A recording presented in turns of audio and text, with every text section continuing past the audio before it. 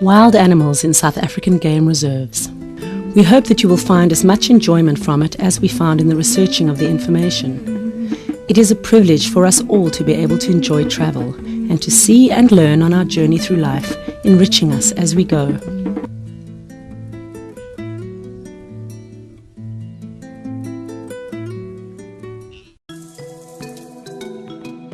The African elephant is recognized as the true king of the beasts.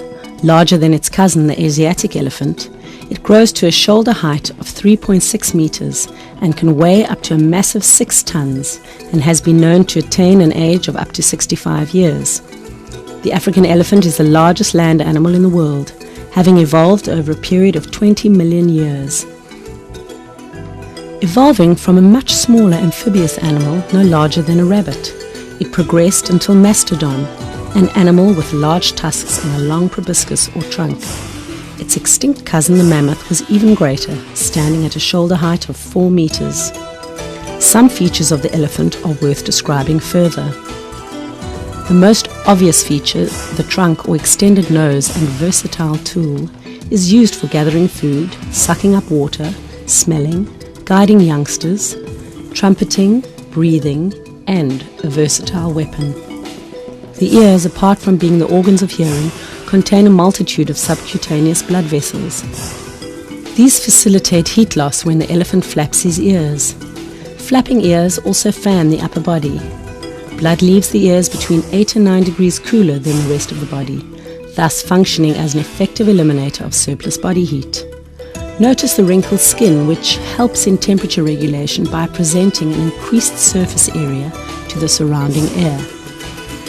Elephants do not sweat and use the above in conjunction with water and mud baths to cool down.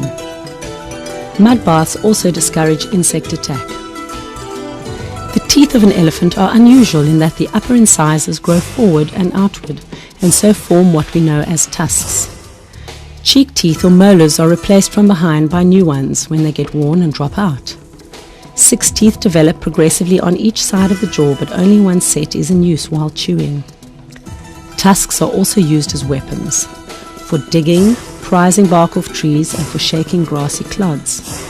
An elephant may be right-tusked or left-tusked, according to which tusk shows more wear.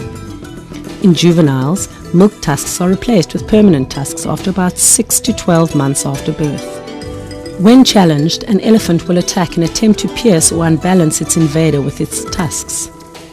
Tusks grow at a rate of about 10 centimeters a year. An elephant has no front teeth or incisors, as it is a vegetarian. The forefoot is slightly larger than the hindfoot, although not as long. Soles of the feet are covered in thick padding, which prevents slipping on smooth surfaces. Pads also deaden the sound of walking in the bush. The foot spreads out when the elephant stands on it and contracts when lifted, thus facilitating removal from muddy ground. When an elephant walks, the legs on one side of the body move forward in union. A wounded knee or leg would therefore render an elephant motionless, an unfortunate fact known to both early hunters and modern poachers. They are very adaptive to a wide diet, thanks to their strength and height. They can shake down pods and fruit from large trees, and their height enables them to reach high leaves in otherwise inaccessible places. Their marvelously dexterous trunk can pluck tender shoots from the thorniest branches, reach upward into trees and pluck grasses from beneath bushes. Typical elephant food includes grasses, marula fruits, mopani leaves and bark, acacia seed pods, palm fruits, bulbs and various other available greenery. Thorns on twigs are not a problem for elephants as long as there are some green leaves among them. The advantage of being able to eat thorny branches is that in very, very dry periods, these types of trees stay greener for a longer time, thus ensuring food for them. Smaller branches are cracked, chewed, and easily swallowed. Baby elephants often place their trunks into the mother's mouth while she is eating. This is the way that the baby elephant learns what is edible. Marshes are favorite grazing areas as vegetation is soft and palatable, and mud banks offer cool and refreshing coats of protective body coatings against sun and insect attack. Because of their large size and ineffective digestion system, elephants require large amounts of food. They therefore are seen continually feeding and consume up to 240 kilograms of vegetation daily. Their hourly defecation supplies food a host of other animals, birds and insects who are often seen digging in large balls of elephant dung. Although very water dependent, they can go without for up to 3 days. Up to 9 liters of water is sucked into the trunk to in turn be piped into the mouth. Up to 100 liters of water are drunk during a visit to a waterhole. In arid times, elephants survive by digging into riverbeds with their tusks, so sucking up slowly oozing water in the deep sand. Elephants do not favor dirty water, and they prefer to wait for muddy drinking water to settle. These holes are jealously guarded by all elephants. Breeding usually takes place in the rainy season when the female reaches about 14 years of age. The cow leaves the herd with 1 or 2 attending females to calf. During poor conditions, maturity occurs later. After a gestation period of 22 months, 1 or sometimes 2 elephants are born. At birth, a youngster may weigh in at 120 kilograms, and the mother will suckle her calf for about 2 years. Once the calf is born, the mother often takes it to the rest of the herd to meet them. The other elephants all greet the new arrival with much excitement. Elephants sometimes adopt orphan calves, help injured elephants, and work together. The newly born calf can usually stand upright on its own within an hour of being born. The female breeds every 4 years according to appropriate and suitable available feeding. Bulls reach maturity at about 16 years of age. The survival rate for young elephants to reach maturity is usually about 1 in 3. Although the elephant does not have good eyesight, it has a well-developed smell and sense of hearing. One sometimes notices that the elephants lift their trunks up into the air to sniff and smell foreign smells in the wind, such as an enemy or other animals approaching. Elephants can also smell water for kilometers away.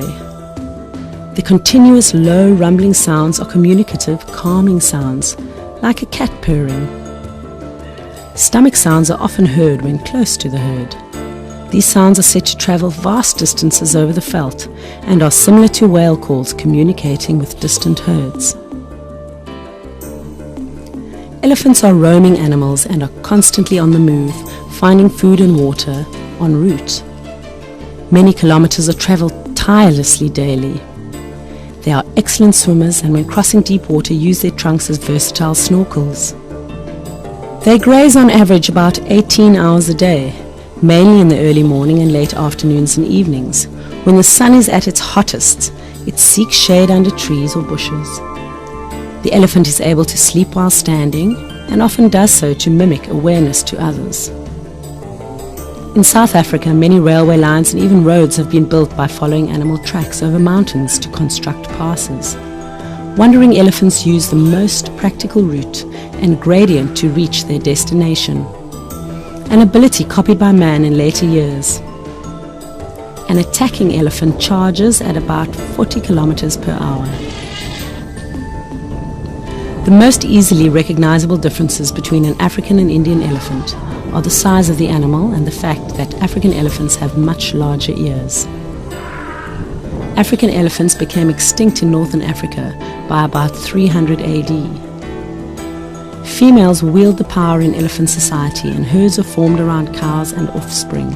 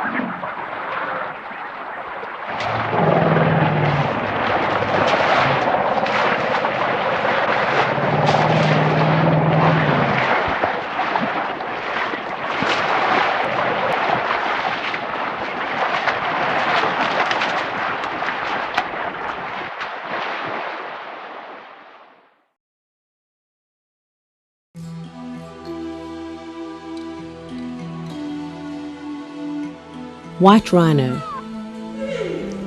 Do you notice that this animal seems to be built like a battle tank? The white rhino, also known as the square-lipped rhino, is the second largest animal living on Earth, after the African elephant. Despite its awesome size of 1.8 meters high and weighing in at 2.3 tons, this is basically a placid creature that is less irritable and more gregarious than its cousin, the black rhino. Groups of 4 to 8 individuals are led by a dominant bull. Being a grazer and not a browser, its flat or square-lipped, wide, flat mouth is able to crop grass to almost ground level. The term white is thought to have been derived from weit, or wide in Dutch, as their mouths are often wide compared to the black rhino, and wide has subsequently been changed in history to white. There is nothing white to this creature. It is grey with overlapping thick skin on the shoulders and belly, making it appear like a reinforced piece of armory. White rhino move to live in small groups, and sometimes individuals will be encountered grazing on their own. Rhinos like to rest in the shade, peacefully wallow in the water and mud to get rid of parasites, and to cool off as their skin size covers a large surface area. When grazing on short grass, they seem to move forward slowly, one step at a time, serenely enjoying the greenery as they go. White rhino drink water only every 2 to 4 days, and then will drink as most other animals do, either early in the morning or late afternoon. There seems to be no rush in their lives. Like their cousin the black rhino, they are myopic, which means they are short-sighted. This deficiency is made up for by both an acute sense of smell and hearing. Ears can be rotated independently to ascertain noise direction. Sounds vary from soft grunts to high-pitched squeals. The rhino's constant companion is the red-billed or oxpecker, which helps control tick infestations. The birds are also the rhino's portable alarm system, their hissing calls warning of approaching danger. Cows are allowed to stray to other bulls' territories, but on return to its own herd, the visited bull will attempt to keep her with him. Fights occur seldom, and after huffing and puffing and mock attacks, males will leave each other be. Rhinos often rest on hillocks where they are exposed to cool breezes.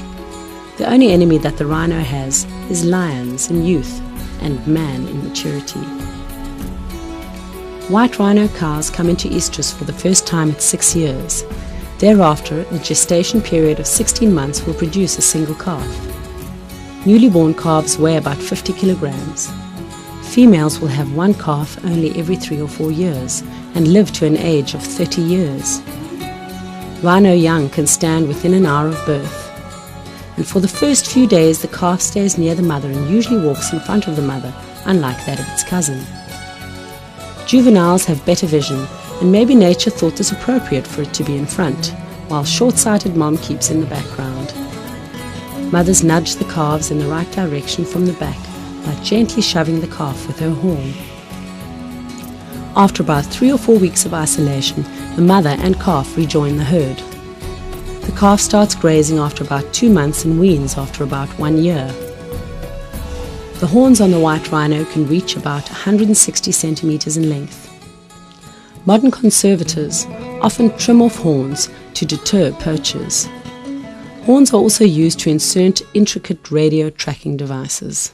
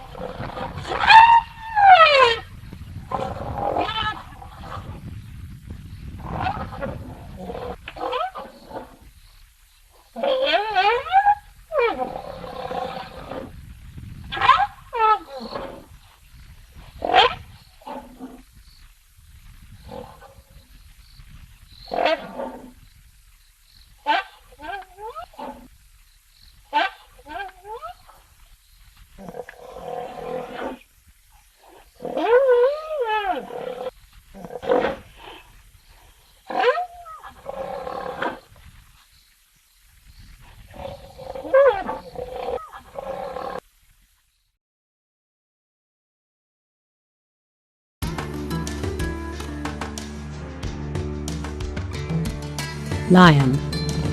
Remember to keep the vehicle windows closed and not to venture out of the vehicle in a lion's vicinity. They may look friendly and cuddly, but there could be one coming up from the rear of the vehicle, or a lion could be injured perhaps and decide to charge. If the elephant is king of the beasts, then the lion is the warlord. The rumbling roar of the lion in an African sunset sends a chill down our spine. They make sure that everybody knows who the boss is. Humans up to 8 kilometers away can, on a still night, hear a full lion roar crossing the plains. The Swahili tribe has a saying that the lion says, "Hi ni inchi yanani yangu yangu yangu," meaning, whose country is this? Mine, mine, mine. For the entire strength and powerhouse image, lions remain lazy. They spend 15 to 20 hours being inactive, resting and lying on their backs with all 4 legs dangling in the air. In early years, the lion was one of the most widely distributed animals in Africa. Their habitat stretched from Cape Town to Algiers in the north, Morocco in the east, and very far into the west. Both the Cape lion, which was very large, as well as the Barbary lion of North Africa, is now extinct. The lion is the largest of the African carnivores, with a powerfully built muscular body, an impressive blonde ginger or black mane on its neck, which can extend to shoulders and belly. The average adult male lion is about 3 meters in length, and the adult female about 2.5 meters in length, and they weigh 240 and 180 kilograms respectively. Yes, the lion is predominantly a hunter, sometimes a scavenger, and this team function is generally initiated by the female, who often goes for the kill herself. Their prey includes impalas, zebra, waterbuck, kudu, giraffe, wildebeest, and even buffalo. They are opportunists and will steal kills from other predators should the opportunity arise. When lions hunt, they stalk and spread out to try and surround their prey.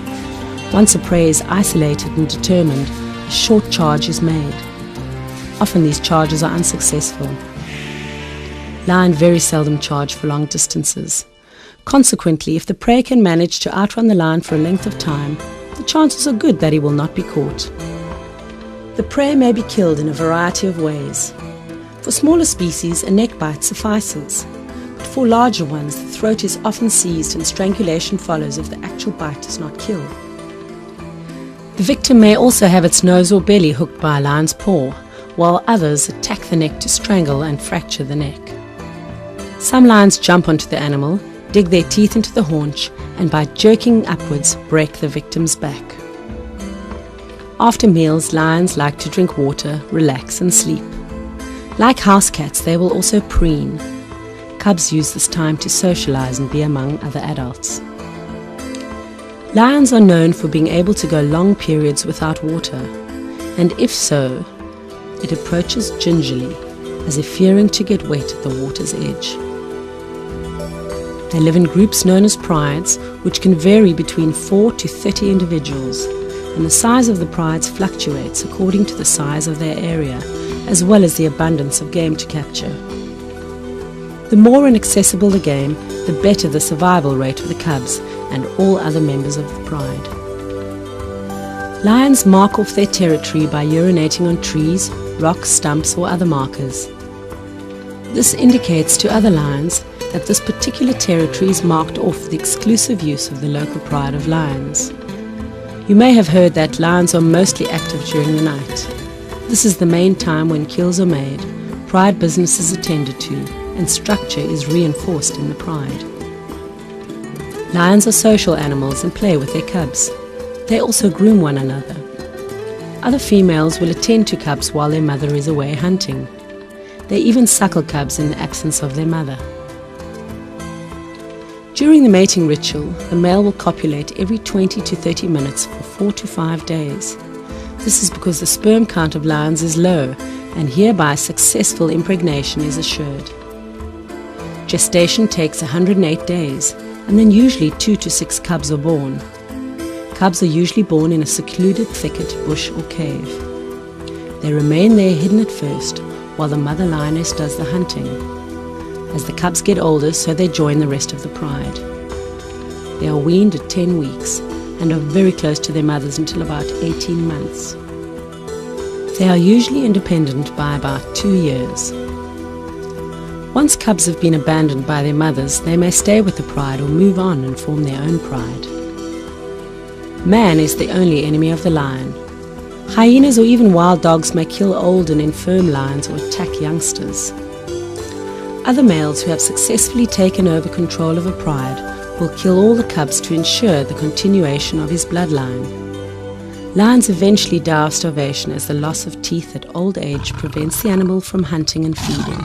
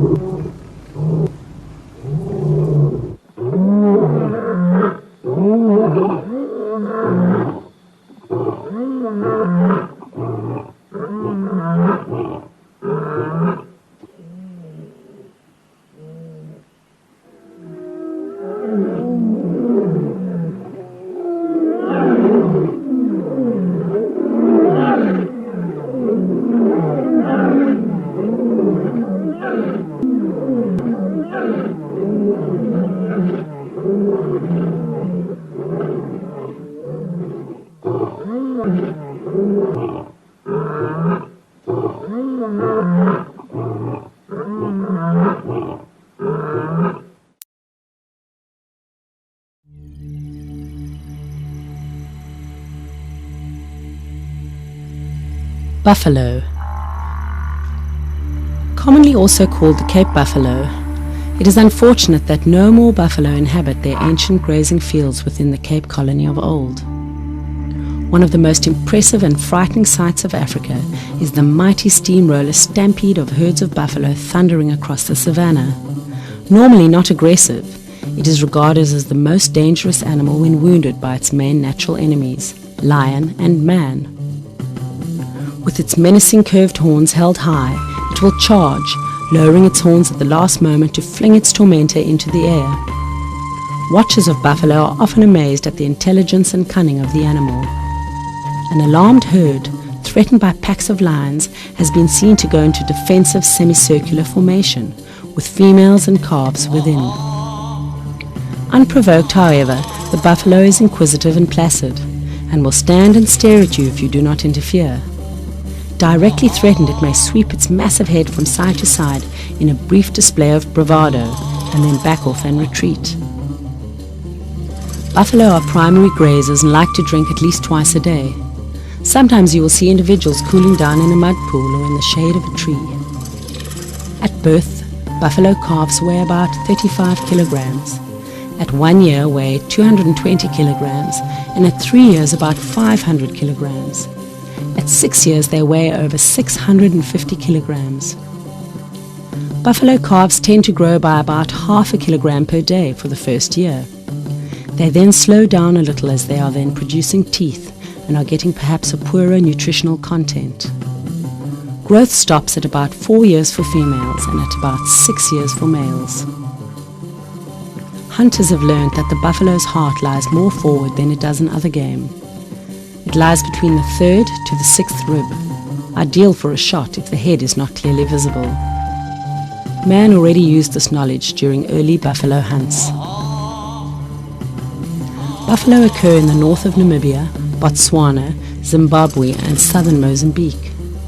The Addo Elephant Park and the Kruger Park have stocks of these powerful animals.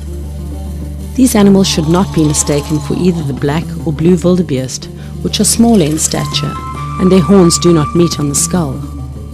The buffalo is distinctly ox-like in appearance with heavily built features. The tail is dark brown and not fluffy as that of the wildebeest.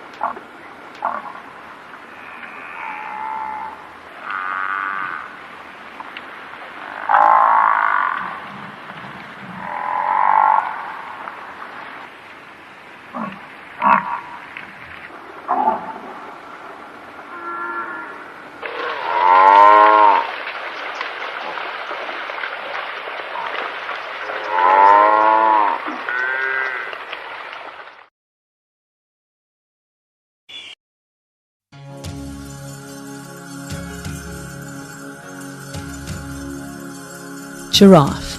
Imagine 3 adult men standing on top of each other, and then you can picture the average height of an adult giraffe. Having your shoulders 3,5 and your head a full 6 meters above the ground means that nature has endowed this beautiful animal with remarkable traits. From the top down, the eyes instantly draw the viewer's attention due to the large and abundantly lashed eyelids. This pleasing and friendly feature is the start of the soft, delightful and elegant perception portrayed to man by this animal. Africa is home to the giraffe. The eyes are positioned in such a manner in the skull and protrude at such an angle that the animal requires minimal head movement necessary to see in any direction. The pair of blunt protrusions from the head are not horns, but skin-covered hair protrusions. Some animals even have 2 sets of horns, borne by both male and female animals, one set smaller than the other. Its vascular system is so equipped that blood moving to the brain due to the long distance between the brain and the heart does so via arterial valves. These valves ensure that blood moving uphill cannot fall back due to gravity. Like humans, the giraffe has 7 neck vertebrates, which are however greatly elongated. Surprisingly enough, the common field mouse also has 7 vertebrates in its short neck. The long, flexible, dark and long muscular upper lip are used to rip leaves from branches. They also eat twigs, fruit and seeds. And like cows, they chew the cud, which is food that has entered the stomach but has been regurgitated to the mouth for a second chewing. Giraffes typically have chestnut brown blotches against a buff background, markings that blend with dappled shadows of tree branches. Their backs slope from the shoulder to the rump, and as they age, their color grows darker brown. Each animal has individual markings which may be used for individual research recognition. Giraffes have a keen sense of smell, hearing, and an outstanding sense of sight. Giraffes gallop with the hind feet reaching in front of the forefeet and the neck swinging wildly, giving the appearance of slow motion. They are capable of running up to about 55 kilometers per hour, but are not leapers or jumpers like most other animals. Owing to their weight, which is about 900 kilograms for females and 1400 kilograms for males, they are unable to traverse boggy swamps or sandy riverbeds. On dry, hard land, they range for hundreds of kilometers from water. Unlike other animals, they do not migrate in winter because they get enough sustenance and moisture from leaves. They can go more than a month without a drink, and the few times they do drink, they must spread their long forelegs wide to reach the water. For this reason, giraffes very rarely graze grass. They emit a low, soft moan to communicate. They usually sleep in the standing position and are peace-loving animals. Lions are the chief predators but need to get past the vicious kicks dealt out by large, heavy hooves. These hooves are deadly and can kill lions. Crocodiles also present danger when drinking at waterholes. Feeding and movement takes place during the cooler parts of the day.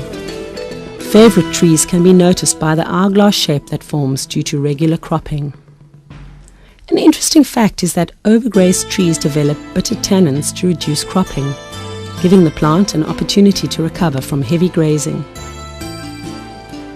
The gestation period for giraffes is 15 months, after which one calf is born. This birth is delivered in the standing position, and the calf falls about 1.8 meters to the ground. This is said to ensure separation of the umbilical cord. The calf is usually mobile within 20 minutes after birth, and they reach maturity at 5 years of age. Giraffes prefer savanna habitat where they graze predominantly on acacia species. They avoid very dense bush and forest. They move in herds of up to 30 individuals. Males fight for dominance by standing next to each other and by swinging their heads, ram their necks with the force of a collision that is audible kilometers away. Their horns are also sometimes used during an upward movement on the offender's neck. Giraffes are social animals and are often seen sharing their habitat with baboons, zebras, kudus, impala and wildebeest. They interact socially by gently necking. This is evident especially when they are courting. Necking is a gentle, drawn-out stroking action.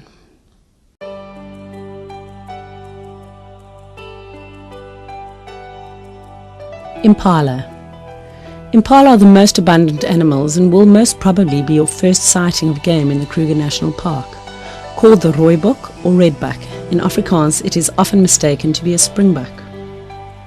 They, however, have a higher stature and do not have the noticeable black strip on the side, which is commonly visible on the springbok.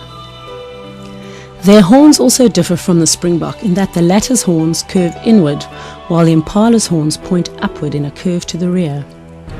The underbelly is white, and from the rear the letter M is clearly visible on the rump. These dark markings are jokingly referred to as the McDonald's sign of nature, as they are, due to their abundance, one of the favorite targets for all carnivores.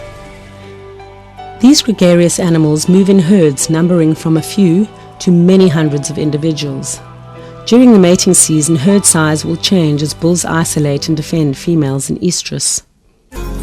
Because they remain in herds, they benefit from others by collectively checking for danger from predators. Large herds also confuse predators, and only sick, old or lame individuals that cannot move at the pace of the herd, thus becoming prime targets during predator hunts. The first impala, sensing danger, is alerted and immediately signals by snorting. This immediately alerts the rest of the herd. Instantaneously, one notices that all then stop grazing and look up to try and identify where the danger is coming from. They tend to look immediately in the direction of the first one who gave the snort. Once they notice the predator, they start moving away slowly. Sometimes individuals approach the predator to apparently get a better view. You may be lucky to see them on the run. This is exciting to watch as they sprint away by not running in a straight line but dodging among the bushes, rocks and trees. This makes it more difficult for the predator to follow, as usually when a predator attacks, they go for the legs and rump. Notice how they constantly change their direction of flight, making it difficult for the predator. To add to confusion, the herd of impala scatter in all directions. Herds on the run are a sight to see, as they can leap up to 3 meters high in the air and jump up to 12 meters across obstacles. This makes it difficult for the predator to keep track of the prey. The herds are managed by the bachelor, and juvenile and female impalas belong to the superior male. Breeding takes place in autumn, and at this time intense rivalry builds up between adult males with loads of snorts and grunts. They will resort to threatening displays, horn thrusting, and occasionally fatal duels with each other. When a lone male impala intrudes upon an existing herd, it is allowed to pass through the herd untouched, providing he does not interfere and keeps his head lowered and his ears back. The others will then leave him alone and let him pass through safely. Dogs also do this too often. If he shows any interest in the female, he is quickly driven off by the dominant male. The impala is known as nature's high jump expert. This beautiful prancer has the grace of a ballet dancer, yet is extremely elusive and gentle. When moving slowly, you will notice that it moves with a slight hunched back, while its tail presses tightly against its hindquarters. His ears flick frequently and lots of foot stomping also takes place. Impalas are hunted by hyenas, leopards, lions, cheetahs, jackals, wild dogs, pythons, and large eagles.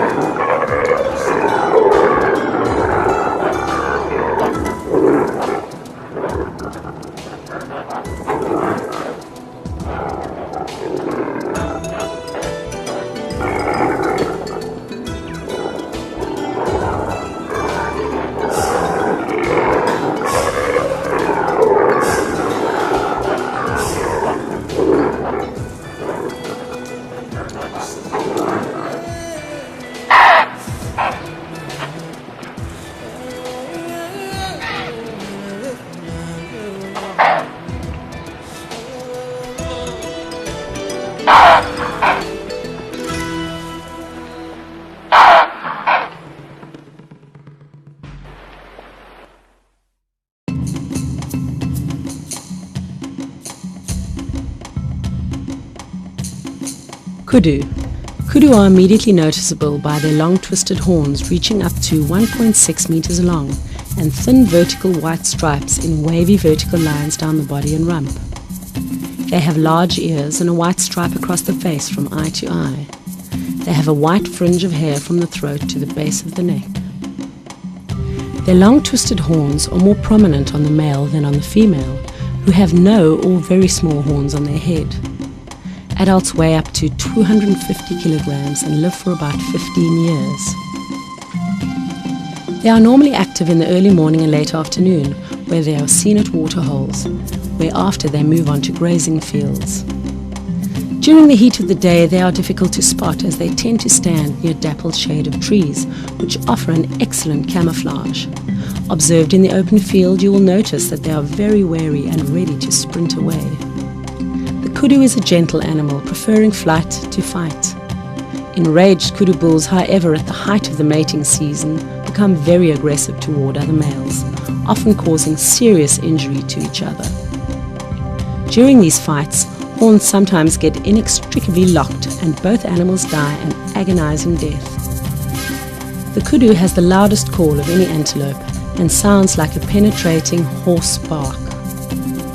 When they are frightened and flee, they lift their tails over their rumps and fan out a white undersurface as a warning signal to others. If sufficient cover is available, the animal tends to first assess the situation and then only will dart away if they regard it as necessary. High fences are no deterrent to kudu. The long arcing leaps of kudu over district roads has caused many a collision with vehicles, especially at night.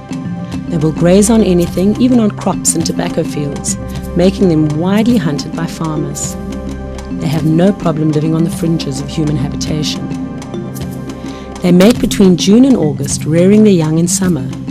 When the calves are born, they are normally born and hidden in long grass to afford them the advantage of camouflage. For the first day, the mother will remain with the newly born and then later rejoin the herd. The cow regularly returns to the hidden spot till the calf is able to suckle on its own and move with the herd. This can take up to 1 month.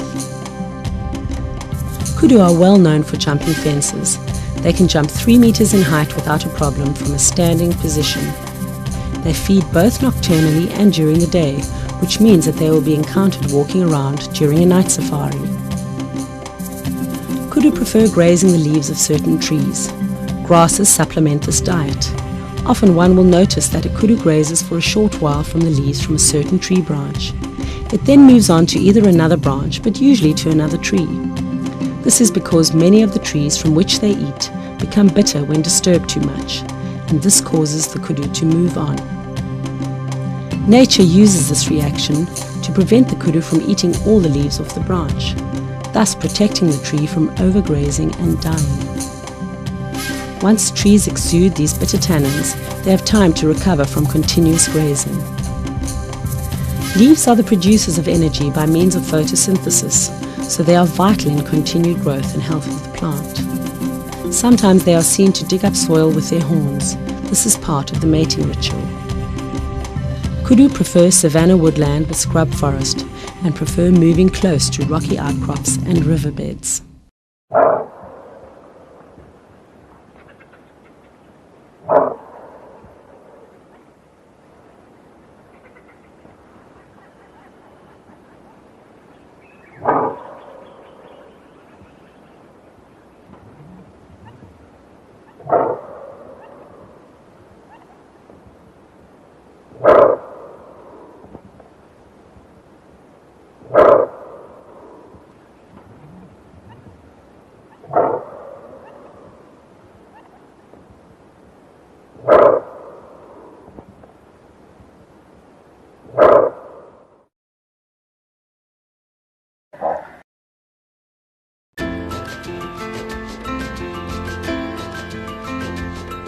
Springbok. Springbok occur in the open grasslands and arid regions of Namibia, central and southern Botswana, and in the Northern Cape. They inhabit karoo-like semi-arid regions where the grass is low and the vegetation semi-arid. And like other antelope, they have successfully adapted to thrive in dry climates. The Springbok is South Africa's national anthem and sports emblem. Sportsmen and women who have achieved the highest levels in sport are referred to as springboks. These animals are cinnamon brown in colour with a white underbelly. The white separated from the brown by a dark brown band on either flank. It has a white trunk with a white tail and a tuft of black hair at the tip. The backs of the forelegs are white and the fronts of the hind legs are white. The springbok has a white throat and face with a dark brown line from the corners of the mouth to the eyes. These animals look very similar to the impala, but the white face and curved inward horns are easily identifiable. When in danger or through sheer joy, the springbok executes a series of balletic, stiff-legged high leaps known as pronking or stotting behavior. During this jump, the back curves out prominently. The springbok can leap over 3.5 meters high, a distance of 15 meters at full gallop reaches speeds of 90 kilometers an hour. This is, however, no match for predators such as lions, cheetahs and leopards, which are the traditional enemies of this fleet-footed antelope. Springbok are gregarious and often roam in groups of over 100 individuals. The dry months see them covering vast distances daily in search of grazing, and they associate loosely with animals such as wildebeest, blesbok and ostrich. While feeding, they often dig out roots and bulbs. Most springbok lamb are born in the rainy season when the grass is green and food plentiful. The mother hides her newborn offspring in bush or long grass for where a day or two it remains absolutely still. After 3 days, the lamb is able to flee when disturbed or threatened. Historians have often written about the renowned treks of the springbok.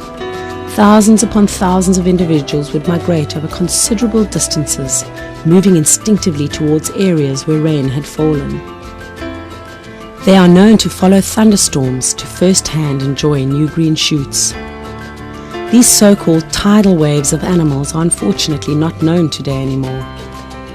Springbok venison is highly regarded and is in demand both locally and abroad.